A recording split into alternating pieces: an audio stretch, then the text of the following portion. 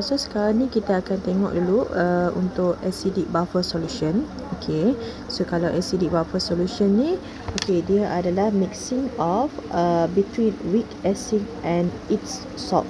Garam dia maksudnya kita ada campuran weak acid dengan salt, dan salt tu mempunyai ion yang sama dengan weak acid, baru kita boleh panggil dia sebagai acidic buffer solution.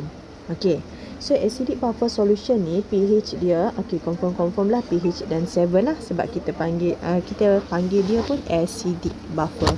So maksudnya solution tu acidic, maksudnya solution tu pH dia mesti less than 7. So example yang saya akan bagi ni adalah example untuk acidic buffer, which is between contain ethanoic acid. So molecular formula ethanoic acid adalah CH3COOH, which is weak acid. So ethanoic acid ni one of the organic acid. Kalau nampak je carbon, hydrogen, oksigen, yang tu kita refer kepada dia kena kita panggil dia sebagai organic acid. So organic acid adalah weak acid, dan dia punya salt adalah sodium ethanoate. Ni adalah sodium ethanoate. So sodium ethanoate ni adalah salt.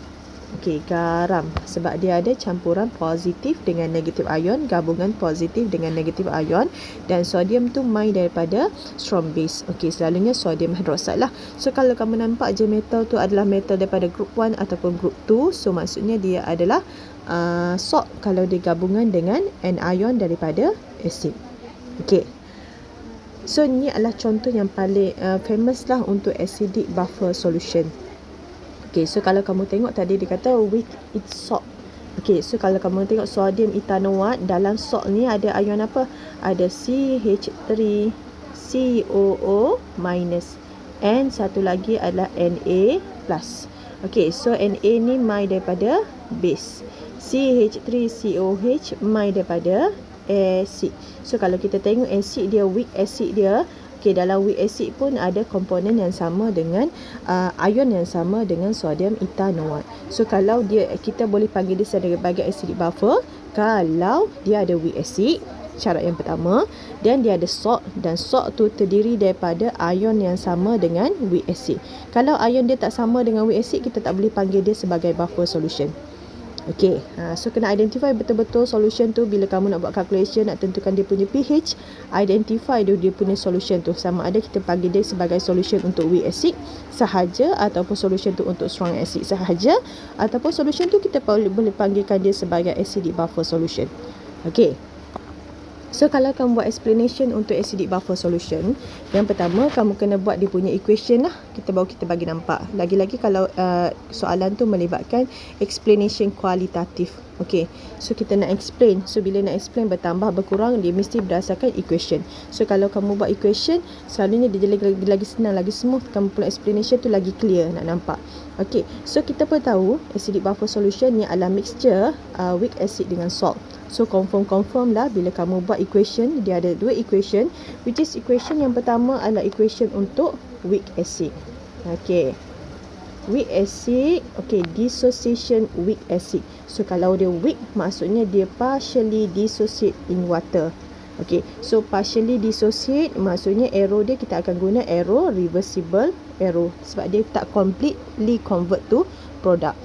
So equation macam biasalah, acid tambah dengan water, phase dia liquid, yang ni aqueous. So acid dia akan buat apa? Dia akan donate proton, which is H+. So produk dia akan jadi apa? CH3COO minus. So kita buang positif, so yang tinggal lagi negatif lah.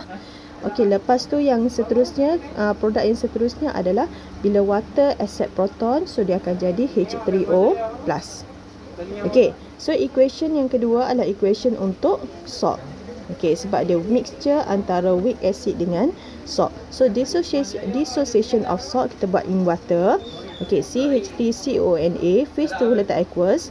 So kalau nak letak salt solid pun boleh, tapi make sure dekat arrow tu mesti ada water. So kita ada dua writing kan. Tadi saya dah bagi tahu dua writing cara untuk tulis kamu punya dissociation of salt, sama ada kita nak buat salt in solid ataupun salt in aqueous. So kalau letak salt in solid, maksudnya dekat arrow tu kita kena letak water. So dissociation of salt, dia salt dissociate completely. fully ataupun completely, samalah. Okey, so arrow dia kita akan guna arrow full headed arrow, which is salt dissociate completely kepada dia punya produk, which is ion lah. Okey, so ion apa? Ion dia terbentuk adalah aqueous ion, sebab kita dah letak dalam water, dissociation in water, so dia akan dapat ion negatif dan ion positif. Okey, so kalau kamu tengok kat sini, dekat dissociation untuk weak acid pun ada CH3CO-, and dekat dissociation of salt pun kita ada ion yang sama, CH3CO- juga. Okey, tapi yang ni slightly dissociate, sangat sedikit. Okey, untuk salt tu dia completely dissociate. Okey, so maksudnya molarity my sepenuhnya kita boleh anggapkan sepenuhnya my daripada salt. Dan untuk daripada weak acid kita boleh anggapkan dia sangat sedikit dissociation dia. So kita macam boleh ignorekan dia punya concentration yang mai daripada weak acid. Sebab weak acid tu dissociation dia sangat sikit, sangat sedikit, slightly sahaja. Okey. So bila kamu nak identify buffer, sebelum ni buffer kita tahu kenapa dia boleh maintain dia punya pH, sebab dia ada acidic component and dia ada basic component yang boleh maintainkan dia punya pH. So bila kamu nak buat explanation, okey, lepas buat equation, kamu kena identify acidic component and basic component dalam buffer solution. Okey, so kalau kita kata ni adalah acidic buffer, kita ada weak acid, so acidic component dia confirm lah dia punya weak acid. Okey, masalah untuk basic component sahaja. So basic component macam mana nak identify? Okey, saya bagi cadangan yang lagi senang.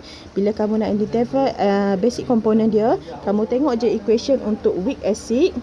Weak acid ni fokus pada equation weak acid. Okey, so weak acid ni adalah acidic component. Partner dia siapa? Produk sebelah tu. Okey, so partner dia tu kita panggil dia, kalau ikut based on Bronsted-Lowry, kita panggil dia sebagai conjugate base. Betul kan? Okey, so partner dia tu adalah CH3COO-. So CH3COO- tu adalah dia punya basic component. So bila nak identify acidic and basic component, kamu tengok je equation pada weak, either weak acid ataupun weak base. Okey, dah settle. Okey, lepas tu kita nak buat explanation pula. Okey, nak buat explanation macam mana? Okay, when adding a small amount of strong acid. Okay, so kalau strong acid, maksudnya acid kita ada H+ lah. Apa-apa acid sahaja. Okay, tapi kita guna simbol H+ tu menunjukkan dia ada acid. Okay, H+ maksudnya dalam acid solution lah.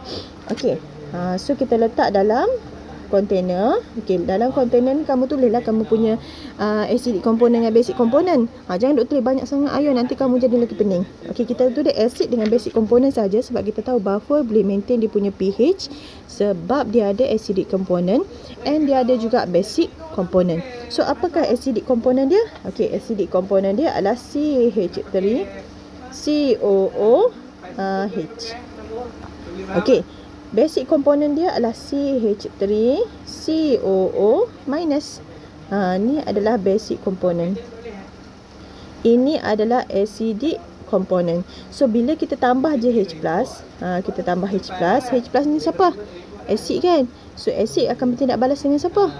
Memang tak ada jawapan lain dah. Acidic component akan react dengan basic component. H+ added yang kita tambah tu, dia akan bertindak balas dengan basic component, which is CH3COO-. Okay, so kamu buat je equation tu. Buat equation yang H+ tu. H+ aqueous added. Okay, so dia akan bertindak balas dengan basic component, which is CH3COO-. Okay, produk dia akan dapat apa? Okay, produk dia akan dapat base akan accept proton, so dia akan jadi CH3COO aqueous. Okey, arrow dia arrow full headed arrow sebab ni reaction antara acid dengan base. Okey, so acid dengan base je, acid dengan basic component, arrow full headed arrow, so dia akan dapat CH3CO-. Okey, so mana pH H+ yang added tu? H+ yang kita tambah tu dah habis guna. Macam mana dia habis? Sebab dia bertindak balas dengan dia punya basic component dan dia jadi CH3COO-. So bila nak buat explanation, explanation berdasarkan kamu punya equation lah. Okay, H+ added is consumed. Okay, habis digunakan, habis berlaku reaction. Okey, apa jadi pada CH3CO-? So, bila dia bertindak balas dengan H+, so concentration CH3COO- berkurang. Apa jadi pada concentration CH3COOH? Concentration CH3COOH bertambah. Okey, H+ dalam beaker ada perubahan ke? Tak ada perubahan, so dia remain constant. Okey, as a result, pH solution is not much affected. Okey, tak ada perubahan. Okey, so kita tengok pula untuk yang small amount of strong base added. Okey, so kita tambah strong base. So dalam strong base ada apa? Ada OH minus ion. Okey, so dalam beaker pun beaker yang sama, kita refer pada acidic buffer solution. So dalam acidic buffer ada apa? Ada basic component dan acidic component dia. So acidic component dia adalah CH3COOH. Yang ni adalah acidic component. Okey, basic component dia CH3COO-. Okey, ni basic component. Fokus kamu pada acidic dengan basic je lah. Tak payah duk tengok pada ion yang lain. So, bila kamu tambah OH- dalam beaker, OH- tu siapa? Base. So, base akan bertindak balas dengan siapa? Base akan bertindak balas dengan acidic component. Okey, so buat je equation tu. Okey, buat je base bertindak balas tu. OH- aqueous added yang kita tambah. Okey, dia bukan saja duduk dalam container tu. Bila dia masuk je dalam container tu, automatik je acidic component akan ambil. Sebab dia base, so basic acidic component ngap. Okey, dia akan ambil dengan OH-. Dia akan bertindak balas. So, dia tindak balas dengan acidic component. Okey, phase dia apa? Aqueous. Arrow dia macam mana? Reaction acid dengan base. Arrow dia full headed arrow. Produk akan apa? Okey, so bila acid dengan base tak ada benda lain dah, acid akan donate dia punya proton dan base yang akan accept dia punya proton. So OH- akan accept proton, CH3COOH akan donate dia punya proton. So produk kita akan ada produk apa? Okey, produk kita akan ada CH3COO-.